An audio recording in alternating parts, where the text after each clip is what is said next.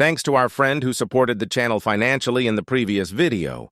And before we start, don't forget to like, subscribe, and support the channel financially. Then Ryu's lips curled into a cruel smile and he said to himself, "That's another slave for me." On the other hand, Ryu Won, who had nothing else to do at home, went to meet his friend whom he met online. In fact, he got along well with his gaming friends. No matter what he did, they responded positively, never got angry, and were good at games. Even on days when he felt down and stressed, playing games with those friends lifted his spirits. And unlike the classmates who bullied and ostracized him, they were true friends to him, at least until he met them offline. When they met, the guy inquired, "Are you Ryu Won?" Ryu Won said, "Yeah." "Are you Taiwan?" the guy said. "Finally, we meet. Nice to meet you, you bastard." Before he could react to the sudden profanity, Tae-Won put his arm around his shoulders, and the typical scent of a bully filled the air. Ryu Won inquired,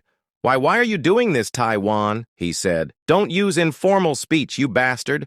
I'm 2 years older than you idiot." Ryu Won, "What? But in the game, you said we were the same age." He smiled and said, "I lied to get close to you. Now follow me. Let's go somewhere quiet." With a fishy smile, Tae-Won led Ryu Won away. Ryu Won tried to resist, but it was impossible. The force was like having a boulder on his shoulder.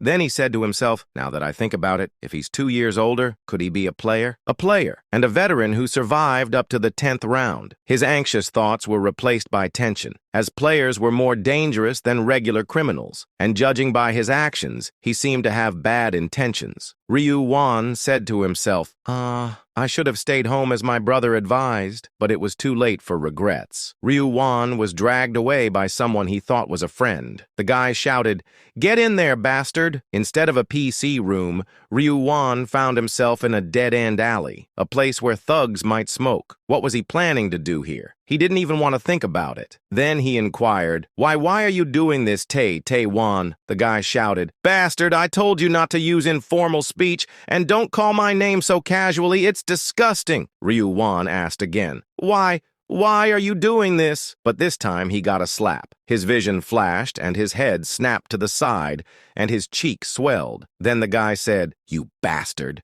Are you trying to die? Do you still think we're friends because I treated you nicely? Why am I doing this? Don't you know?" "Well, I guess you wouldn't. I acted pretty well, enduring my urge to tear you and your brother apart." He inquired, "My brother?" He had mentioned having a brother in the game, but hadn't gone into details. Naturally, he had never introduced him to his brother. And there was no connection, so there shouldn't be any reason for a grudge. Ryu Won inquired, "What did my brother do?" The guy laughed and said, "You still don't get it." Tae-Won's mouth was smiling, but his eyes were fierce, the eyes of someone who genuinely wanted to kill. And he added, "Hey, you know Tae-Gyu, right?" Ryu Won inquired. "Tae-Gyu? Who is that?" Tae-Won shouted. "Bong Tae-Gyu, you bastard. Don't you remember? He was in your class.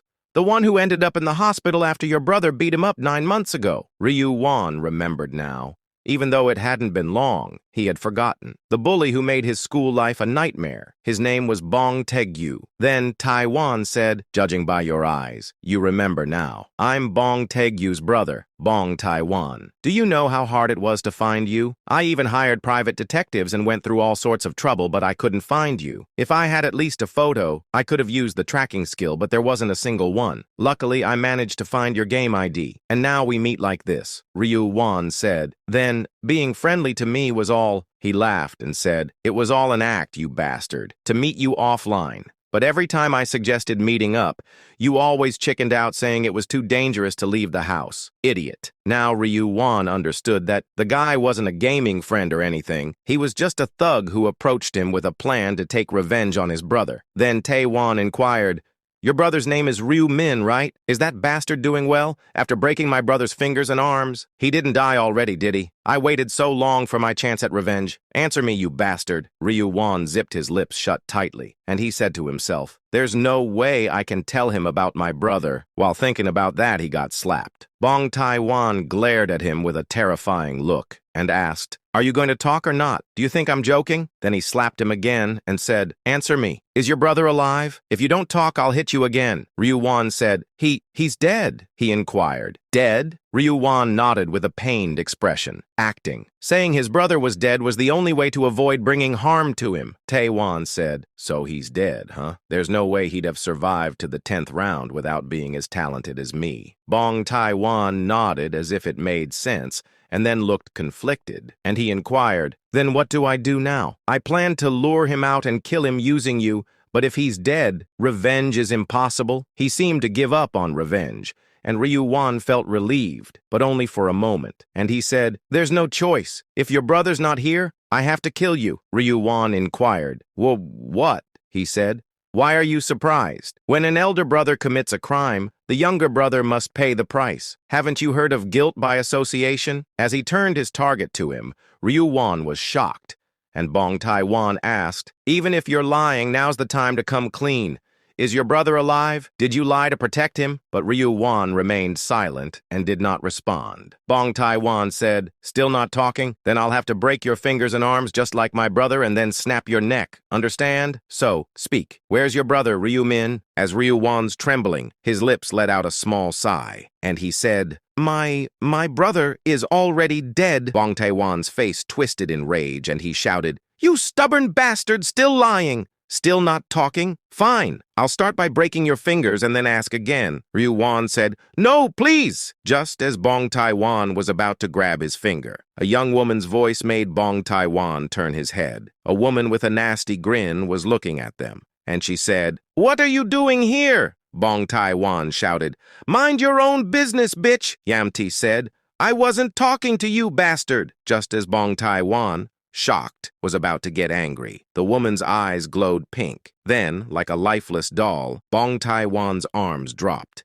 Ryu-wan was puzzled and inquired, "What's happening?" But the woman's question confused him even more. As she asked, "Are you okay, young master?" She was speaking as if she knew him. Ryu-wan inquired, "Ye young master?" Yamti ordered the guy to tell them about his plan from the beginning. Listening to the story from Bong Tai-wan, Yamti clicked her tongue and said, "Wow, he's persistent, pretending to be a gaming friend for months just for revenge." Ryu-wan, who was listening beside her, couldn't help but be shocked, and he said to himself, "No wonder he kept asking about my home address and my brother while we were playing games." But more shocking was the presence of a woman calling him young master. Then he inquired, "What's your name?" Yamti replied, "Oh, I haven't introduced myself yet. You can call me Yamti, young master." He inquired, "Yamti?" she said. "That's my nickname. As you can see, I'm a player. Don't I look like one?" Ryu-wan said. "Oh, yes," Yamti inquired. "Don't I look like I'm in my early 20s?" Ryu-wan said. "Yes, you do." Yamti smiled and said, "See, young master, you have a good eye. I've been taking care of myself. It's not plastic surgery, though," he inquired. "So, have we met before?" "Why do you keep calling me young master?" Yamti said. "Oh, didn't I say? I'm an acquaintance of Ryu-min." Ryu-wan's eyes widened at the mention of his brother,